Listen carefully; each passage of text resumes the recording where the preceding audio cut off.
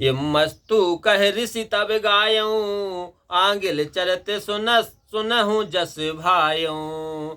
माता माता तोर अंजनी साती, रूप अपार नहीं ही रति। ये मस्तु कहकर ऋषि चले गए। तब आगे का यह वृत्तांत कैसा हुआ सुनो। तुम्हारी माता अंजनी थी, उनका रूप रति से भी उत्तम था। नव सत साज सिंगार बनाई, बैठ शिखर शैल पर आई। त्रिविध समीर बहे सुखदाई, निरखत बन शोभा अधिकाई। वे 16 श्रृंगार करके पर्वत के शिखर पर आ बैठी। उस समय शीतल मंद सुगंधित वायु चल रही थी। वन की शोभा देखकर प्रसन्नता होती थी। चीर ओढ़ा बन पवन सुबरसा, भुजा दीद कर चाहत परसा। देख से तो तब क्रोध करे ही, लागी श्राप देन पुनिते ही। पवन देव ने उसे देखकर मोहित होकर पति की तरह उसे चीर उड़ाकर और भुजा लंबी करके उसे छूना चाहा। यह देखकर तुम्हारी माता को क्रोध हुआ और वे उसे श्राप देने लगी। मारुत मुदरे बचन नज्जू काहेऊ, श्राप न देऊ बचन सुन लेऊ।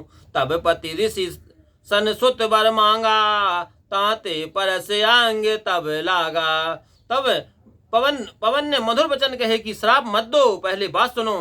तुम्हारे पति ने ऋषि से पुत्र का वर मांगा था, इसी कारण में तुम्हारे शरीर को छूने लगा था। निज काया धर मिलहु न तो ही, काहे श्राप देते है मोही। अस कहे पवन गोप्त हव राह्यूं, सो तब माता पति सन काह्यूं। मैं अपने शरीर से तुमसे नहीं मिला हूँ, मुझे श्राप क्यों देती हो। ऐसा कहकर पवन देव गुप्त हो गए। तुम्हारी माता ने वे सब बातें पति से कहीं।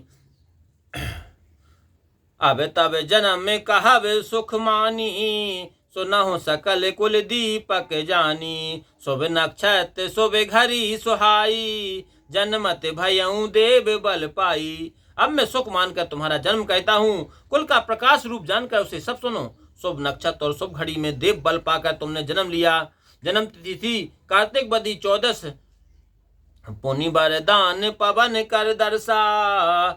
बीरज तो है पिता कर परसा, उदित भये दंपति सुख माने। करह केल बन में मन माने। फिर पवन देव ने वरदान दिया, हाथ से स्पर्श किया और कहा कि तुम मेरे समान बली हो गए।